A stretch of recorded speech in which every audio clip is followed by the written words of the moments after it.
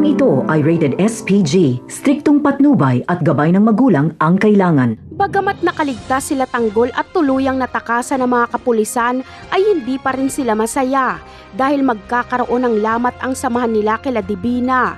Napatunayan kasi ni Tanggol at Madonna na iiwan lang pala sila ni Divina kapag nagkagipitan na. Ayon kay Divina ay sino daw ang kikilos kapag nahuli silang lahat. Pero ayon kay Tanggol ay dapat sama-sama sila sa anumang laban. Dagdag pa ni Tanggol ay kung sila Divina daw ang naipit ay isusugal niya ang kanyang buhay para mailigtas sila.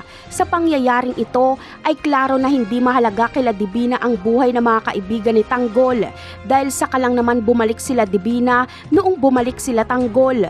Ang buhay lang ni Tanggol ang mahalaga kay Divina. Sa kabilang banda naman ay magtutuos na nga si Lena laban kay Marites at Tinding.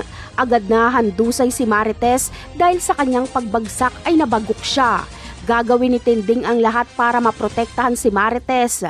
Pero sa kasamaang palad ay masasaksak siya ni Lena sa dibdib. Kaya posibleng mamaalam na si Tinding. Ngunit ano na kaya ang mangyayari kay Lena? Malamang ay mamamatay din siya dahil darating si Rigor at mapipilitan si Rigor na barilin si Lena. Pero ano kaya ang mararamdaman ni Tanggol kapag malaman niyang pinatay ni Lena ang kanyang lola Tinding? Siguradong si Rigor ang kanyang gagantihan dahil si Rigor ang punot dulo ng lahat ng ito.